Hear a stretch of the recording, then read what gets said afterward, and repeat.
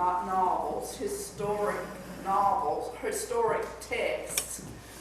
And some of them have been, that I have already read, have been fantastic. What is the title of a new one? Baptist Bootleggers. Right.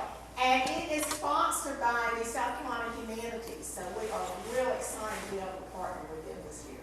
And we are excited to have her. She's written one called Gertie, about a lady who owned a plantation in Charleston.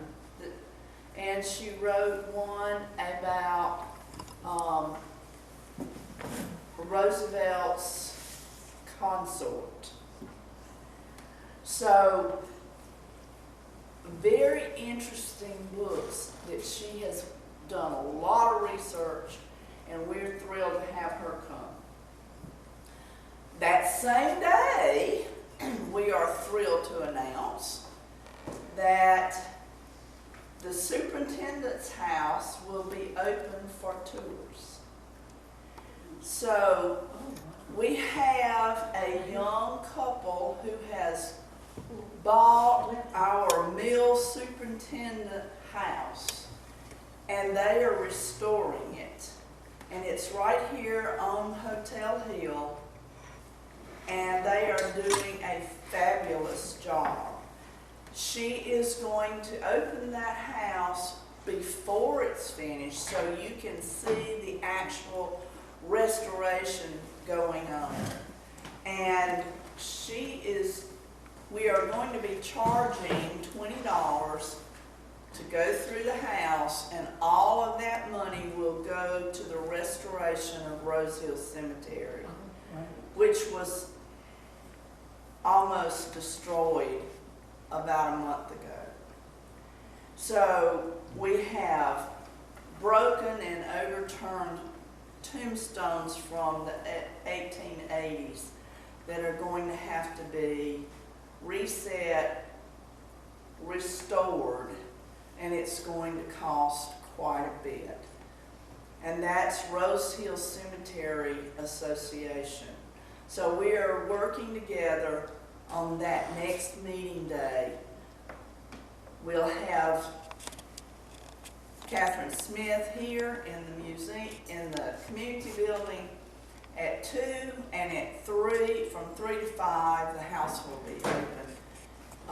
No fees for our meetings, but for that donation of $20 to go through what they are doing to restore that house. Repeat that date again, February. The 20th of February is what Charlene said. Okay. And I think everybody in Piedmont's going to be excited because everybody's been wanting to get in that house. Okay. Again, thank you for coming. And I was telling some of you, Jim and I started working on this book Before COVID. 3 years ago, at least. And Jim Scott is the chairman of the Fort Shoals Historical Society, and I'm the co-chair of the Fort Shoals Historical Society, as well as the chairman of the Piedmont Historical Preservation Society. Jim and I have worked together at Fort Shoals for about 10 years. And about 3.5 years ago, we were given the oldest brick structure in Greenville County. And it's at Princeton, and it's called, we call the McCullough House, the McCullough Place, the McCullough Farm. The family called it Cedarhurst, so sometimes we'll call it Cedarhurst. And as we began to learn about the history of Cedarhurst, it sits like 50 feet off the Augusta Road in Princeton. And it was an inn when it began in 1812. So we started learning more and more about the history of Cedarhurst and the road. Because the road was the key to it being placed where it was placed. And so as we began to learn about the Drovers Road that went by it and the stagecoaches that stopped there, we started looking for the dirt road, the Drovers Road. And a friend of ours, George, says, I know where it is. And took us right straight to one of the gullies that was the Drovers Road, not a half a mile from the house.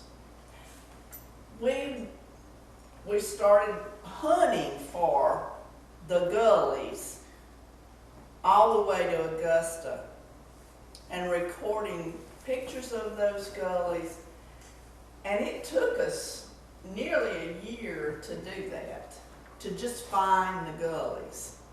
And in the process of that, we started learning about the Dixie Highway and how important the Dixie Highway was. The road to Augusta is one of the most important historic roads in the whole country. I think, from what research we have done, the only older road is the King's Highway. The Oregon Trail, the Santa Fe Trail, no. The Great Wagon Road is close, but not there. So, over the years, it has been called any one of those things. I can document it back to 1765 when Richard Paris moved into Greenville County at the Reedy Falls. There was a road from Reedy Falls all the way to 96 in 1765 when Paris came here. We don't know how much older it was. It was an Indian path, I'm sure. So, it was a trading path and an Indian path all the way up through the Revolution, when it was also a raiding road.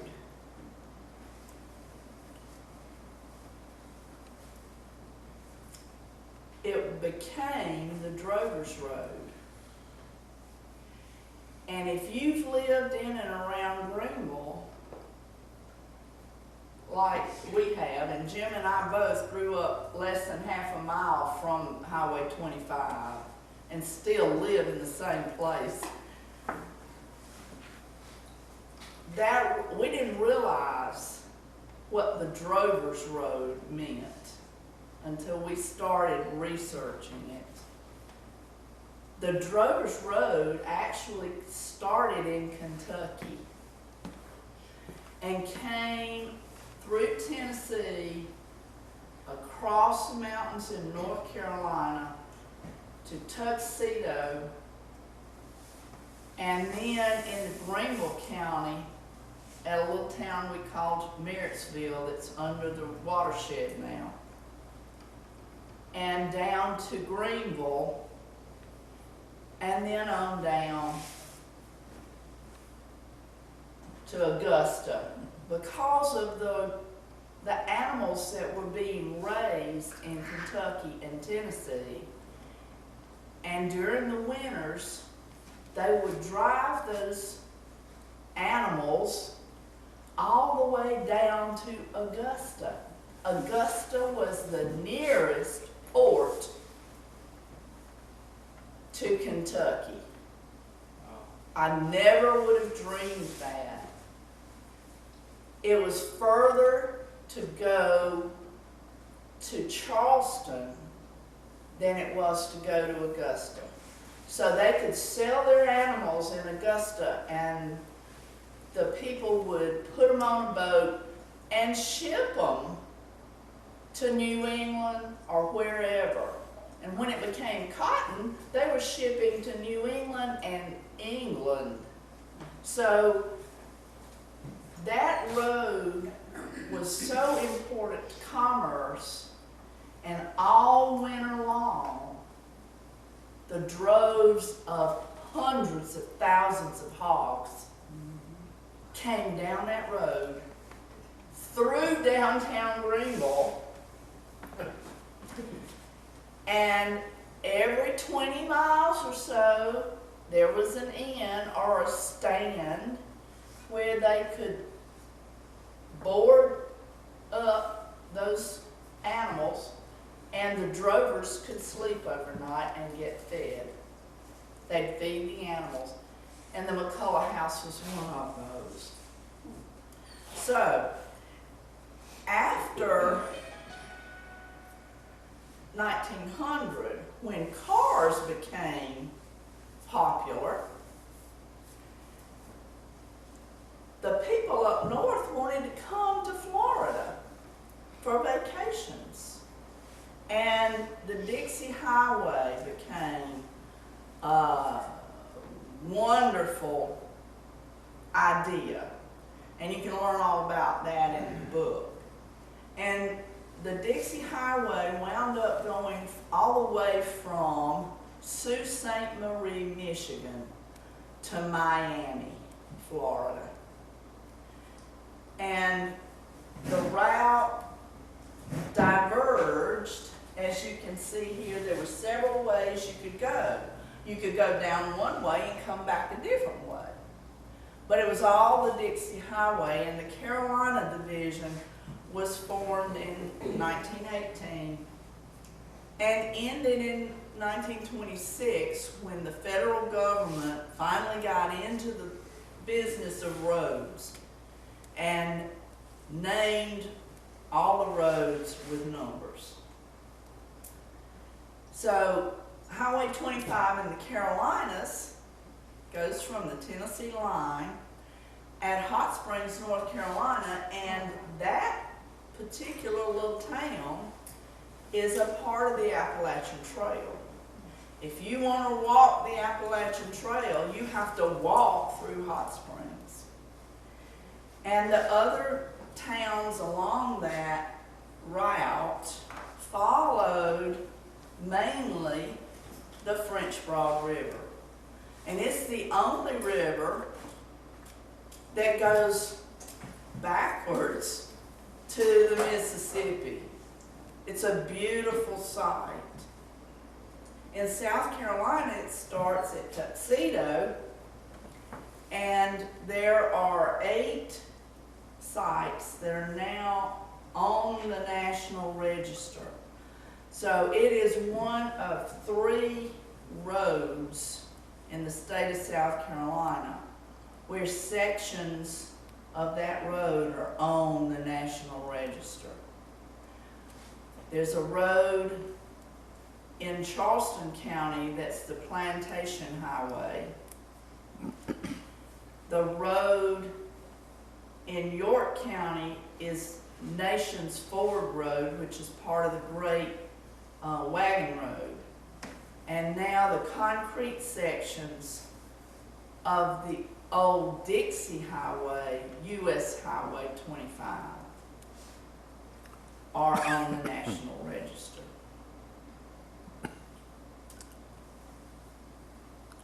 Seven of those concrete are in Greenville County. 4 of them at TR and North. 3 of those are at Moonville.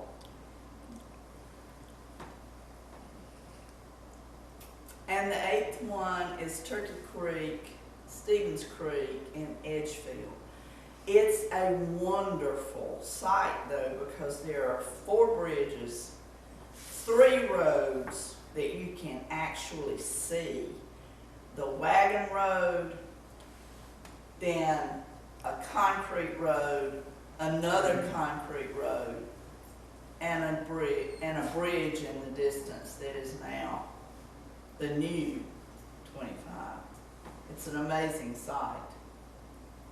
So the old Augusta Road provided the backcountry with commerce and led to Greenville being the textile capital of the world. If it had not been for that road, it would have been a different sight. So, these are some of the pictures that we made of the concrete and the dirt. And it's amazing how many dirt roads are in the woods off beside the road if you just know where to look. We learned how to find them. Don't go looking for a road at noon. It doesn't have any shadows. It won't show up. Late in the evening, early in the morning, you can find those roads. But in the middle of the day, don't go look. So, these are some of the sites that you might go by in North Carolina. A little place called Walnut. Most beautiful old courthouse turned into a church. And the cemetery is all the way around it. It is just, and it's up on the hill, and you look out at the back of it, it's absolutely gorgeous. The French Broad River, Marshall. Oh, these are places I had never been before.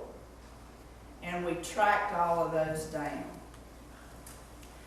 Now when We you... have a question in the back. Oh, I'm sorry. No, I was just going to point out the Woodfield Inn as was one of those inns. I was married there. Yes. I Lots just of saw people. it. I was like, wow. Yes, lots of people love It's that. closed now, unfortunately, and it's Yeah. repaired, but it It's was a one of it the was a original wonderful stagecoach place. stops Yes, there. So, exactly. beautiful. There's so much more I could say, but I'm moving along. But anyway, South Carolina sites. There are 3 inns in Greenville County that are still viable structures. The Goodwin House Inn on Highway 25 at Highway 11 has been restored on the exterior by the help of the Greenville County Historic Preservation Commission that I'm on. We are thrilled with the way the outside of it looks. We still don't have the money to do the inside. Of course, the center picture is the dark corner, because a lot of what you go through, if you go to the old 25, you go through the dark corner in the watershed, which don't get out of your car.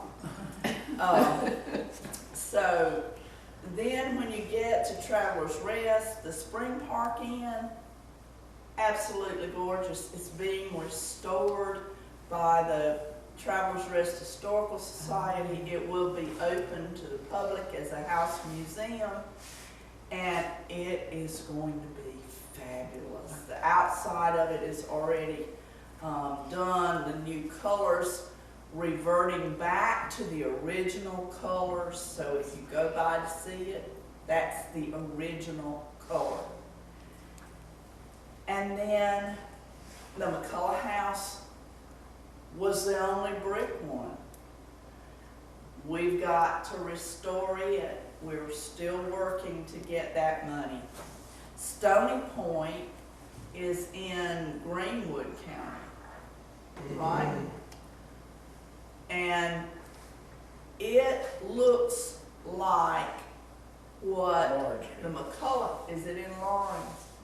It's close to Coronado. Used to be Everville, I'm sorry. It's close to a little place called Coronado. Some people say Cornacre. And I have research that name, but anyway, there are too many people who have too many variables there to say what exactly it came from. But Stony Point looks like what we're going to be taking the McCullough House back to. They were sister buildings. And a family member from California came back to Greenwood, rebought the house, and has already restored it. It is fabulous. She let us in to see. It's wonderful. So ours will go back to looking like it's original, and that's how it looked. It was federal style. And then there's the Pine House. I don't know if you're familiar with the Pine House, but I bet you know it. If you go through Edgefield to Trenton, and you're going to turn right to go on down to Augusta, the house is smack dab in front of you. It is just, I can remember as a young adult driving that road, and I thought, this is the most gorgeous house I have ever seen. And it's called the Pine House. So those are some of the things you'll see on the way to Augusta. Now, in the back of our book, we have some stories of the road. And one of the stories that Jim introduced me to was this one. And we are calling it the Meeting Street Feud. And this lady was the supposedly first lady to be electrocuted in South Carolina. And she was a teacher. And I don't know if you're familiar with this story or not, but you may be familiar with this face, who was very much involved with this story. So the story is in the book. It is also something you can Google and see. It's very interesting. Who is the mayor? Strong. That was Strong Thurman? Okay. We call him Strong. And Meeting Street is a little town outside of Edgefield. And Strong was from Edgefield. People still vote for him. Probably do. So this is the way we're hoping that Cedarhurst will look when we finish it. And we're going to redo the grounds. We're going to make gardens. We have a very small plot, but we hope to enlarge that. So Cedarhurst was 3 different styles: Federal, Greek Revival, and now it is Colonial Revival. The Greek Revival and the Colonial Revival, owned by the same family, were stuccoed. So the first stucco was a light stucco of pink and blue and purple. And he made it, tried to make it look like they were large blocks of stone. The second one, the second revival, was the Colonial Revival, and he covered it with Portland cement, which has been a really hard thing on the brick, because that was handmade soft brick. And so we're going to have a lot of work to do. The house will be open to the public. We have a lot of plans, but we've got to get a lot of money. We're estimating that it's going to cost us $750,000 to restore it. So, we have a vision in Greenville County. We have 3 inns on the Drovers Road. McCullough House, Spring Park Inn, and the Goodwin House. We want, and we are, restoring them to 3 different periods of the 1800s. So we're going to have the federal 1812 to about 1840. We're going to have 1850s with the Goodwin House, and then Spring Park Inn is being restored to about 1880 to 90. So we will be able to tell the history of Greenville County in the 1800s along the Drovers Road with those inns. We are excited. It's coming together. We're adding the YWCA here in Piedmont, and we're going to be putting our textile history museum there. We're all excited about that. When we get the YWCA, we're hoping to have that by May. So we'll have some restoration to do. It's been well taken care of. But you can see some of the brick damage in this that has gone on at Cedarhurst. We had to, that corner that you see, we had to restore it temporary. It was a temporary restoration because that corner was literally falling down. And there was wisteria that big growing into the wall. And so a friend knows the brick mason who has done a lot of brick restoration on soft brick, and they donated that work. So this is going to be one of the most beautiful museums you've ever seen. And if you want to learn more about moonshine in the dark corner, our Joe Hershey in the back did a presentation on that in December, and it is on YouTube, so you can Google that and find him. So we want to thank you for coming. And before we quit, I'm going to let Jim tell you a new story that we've just learned about the McCullough House and the road.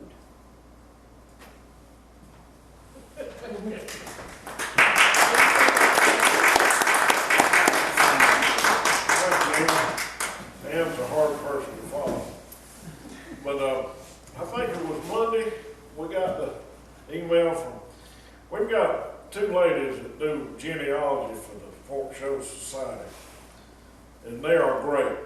And this one young lady, unfortunately, she has is it MS or something like that? She just has a hard time getting around, and she just works night and day looking for her family roots. And she's done an incredible job. But anyway, she gets some of these old newspaper articles, and I've been on there, and oh God, you're talking about amazing. That stuff, and all of a sudden she'll hit on one. And that's not the first newspaper article. Ann did some articles in the Simpsonville Sentinel, and that thing goes online, and a lot of historians across the nation look at that paper, and if they have time, we've had 5 or 6 people call or contact Ann about the McCullough Mansion, relatives and other people, and it's fantastic when you get involved in a project like this. But I'm going to tell you one that just popped up this week. The McCullough Mansion, old Joe McCullough was a pretty smart guy. He came over here from Ireland, and he had a little money in his pocket. We don't know where it came from, because McCullough's, when they were in Ireland, wasn't too prosperous. But him and his brother William came here and they had a jingle in their pocket. He was able to buy 240 acres from Mr. Thompson on the old Rovers Road. And that's where he got his start.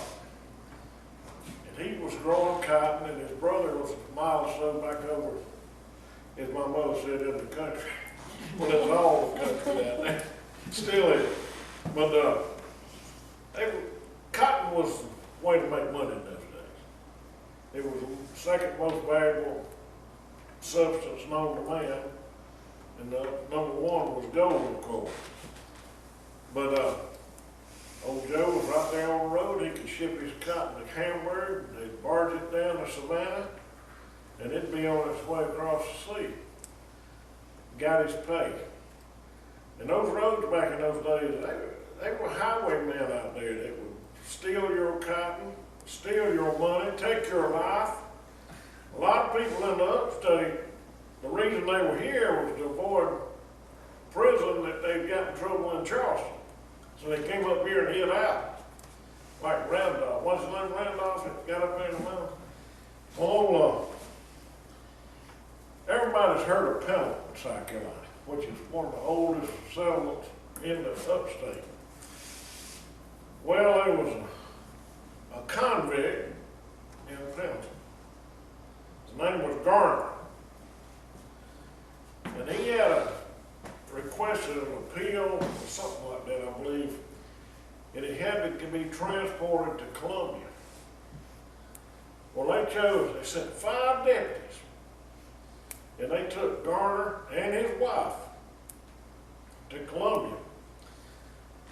Well, the story starts down around Newberry when they were returning from this court date in Columbia. And the first day out of Newberry, they made it close to Lawrenceville, they called it then. And they were on horseback. And they had a wagon. They called the wagon, it was a 1-horse wagon, and they called it the chair. I don't know why they called it the chair. But Garner was on the wagon. And then they had a driver, of course, and I reckon he was sitting on the chair and the seat up there in front of the wagon. Anyway, and they take the horses they were riding, and they'd take one pull of the wagon, and they'd rotate one of the horses, another horse to pull the wagon, and somebody would ride, and sometimes they had to get off their horses and walk their horses. But you could travel greater distances on horseback than you could on a heavy, like a cotton wagon or stagecoach had 6 horses, well, they could get it too. But anyway, this instance, and in times about them stopping right below Lawrence, and the next day they really stretched it out. And they came all the way to Princeton, and a fellow Lovelace. And they stopped at Tumble Cho's, which is between Lawrence and Princeton, and they always got whiskey. I reckon they had a lot of dust in the throat. Water just won't knock dust out of your throat like whiskey will. So, anyway, they got closer to McCullough's and they stopped at Princeton, a fellow Lovelace. They got more liquor.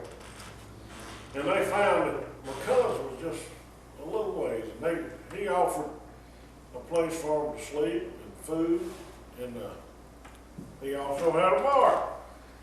So they made their way up to McCullough's, and they got there. It was just before sundown, and they put their horses in the stables, and they was checking on the horses, make sure they wasn't colic and nothing. When a horse is hot, you can't give him much water. You just kind of got to give him a little bit of loam to get him cooled down. When they was going back and forth from the house, they had supper, and they was going back to the stables, checking on the horses. I think they were going by the tavern and having a drink, you know. Anyway, about an hour or so after supper, the convict escaped. Where did he go? So it was dark, so they just went to bed, And the next morning, when the sun came up, they got out, he walked right past them during the night. They didn't see him, it was dark. So anyway, they had to go to Pendleton the next day and tell them the bad news, they'd lost the convict. But this was in an old Pendleton newspaper. And if anybody like it, I got it on my hard drive, I can send you a copy of it. You have to blow it up to read it. But it's a very good article. But McCullough's was a big stopping place on the Drovers Road, turned into US 25. We call it the Augusta Road. And he had sold peach brandy. He sold cotton. He had a store. He sold everything in between peach brandy and cotton. And he was quite an entrepreneur. And like I said before, he had that. And I figured out the room it was in. On the south side, on the first floor, it's about half of the downstairs, isn't it, really? It's a big, gigantic room. And there's another room like that up, right above it. And we figured it kept the family, his family, in that big room upstairs. And his tavern was downstairs. And people would come through and they'd stay there all night. He had refreshments for them and had food. The kitchen was out behind the house. And he had a lot of help to take care of their horses, and he had pens for the hogs and the sheep, whatever they might be driving, cattle, turkeys. And they said they could travel farther when they were driving hogs and cattle, or horses and mules. They brought horses and mules down that road too. But the turkey would kind of looking like dusky dark. Them turkeys see a big tree, they'd go to roost. So they had to stop wherever. So if they coming down with turkeys, they got close to McCullough's long before dusk, they'd go ahead and start because they had good accommodations for them. But this road was, Ann said something about downtown Greenville a while ago, about them driving those hogs through downtown Greenville. Well, downtown Greenville wasn't near as big as Piedmont is now. It wasn't nothing there. They was about as much in Princeton as it was Greenville, and those, because Princeton was older. Where they wasn't Princeton back there. They called it Lime Creek P.O., which was actually in Greenville County. But old Joe McCullough had a lot of contacts. He knew everybody between his house and probably Greenville. But all the commerce, you know what we think about, you need something, you jump in the car and go to Greenville. Well, it was completely different.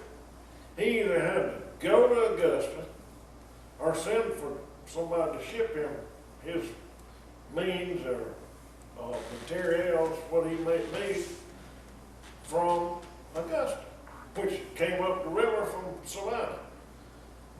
Life was completely different. They probably, about all these houses down Augusta Road were places where drovers could stop. Stony Point, she mentioned.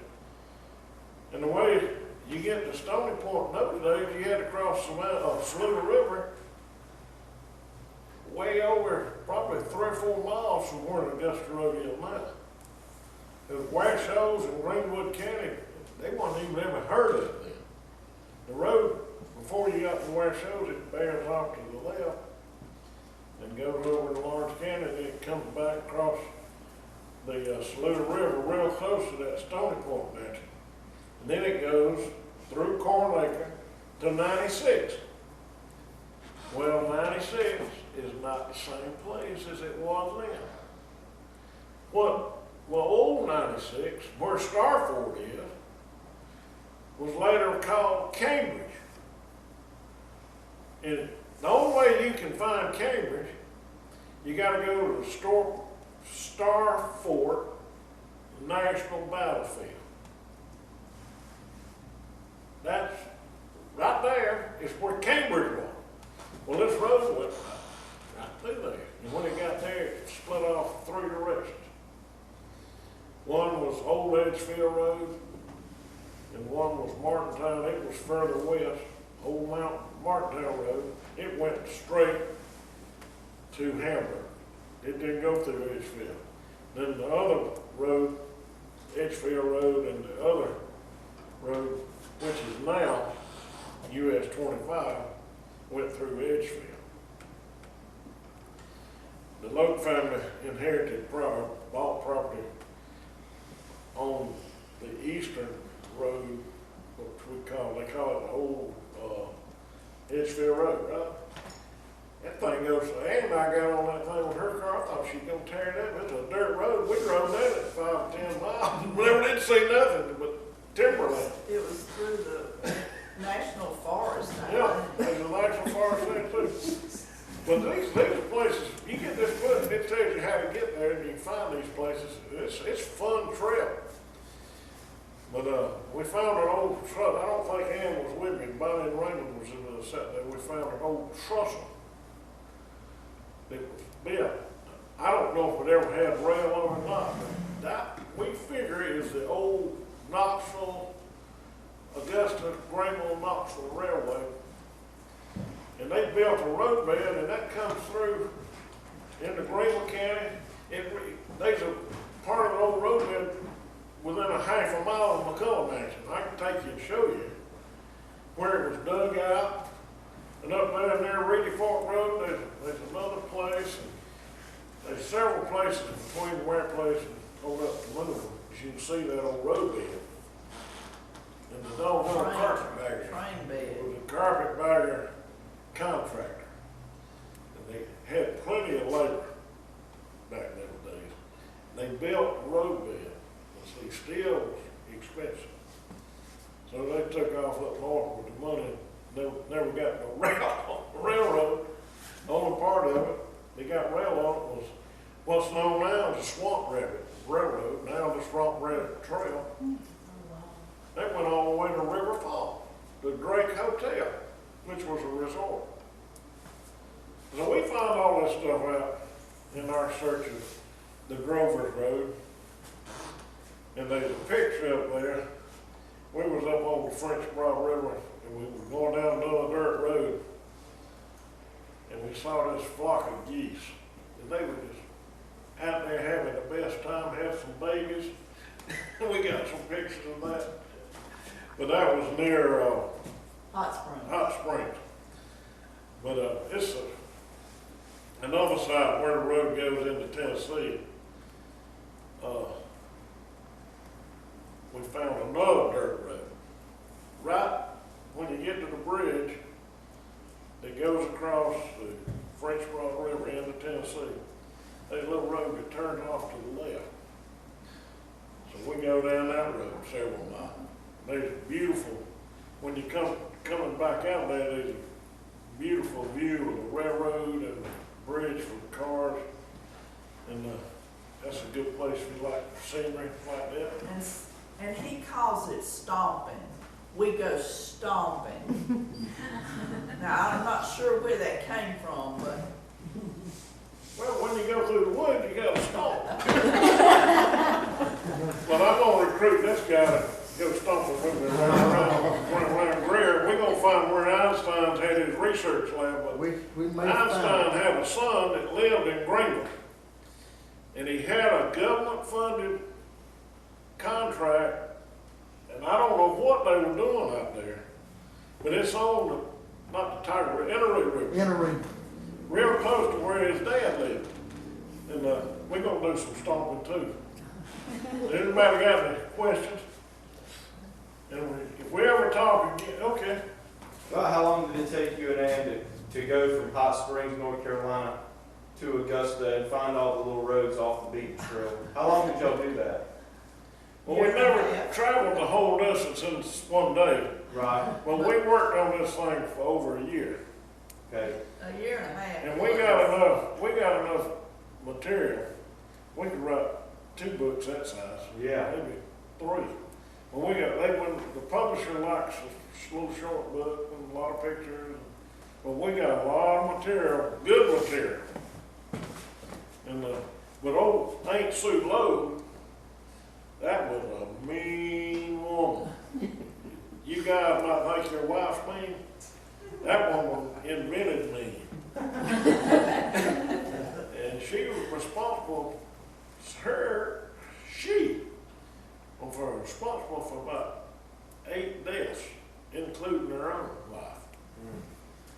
It's in the book, and there's a book, the whole book, bigger than ours, that's dedicated to that story. It's written by a fellow Dorn, and it's called The Guns of Beating Street.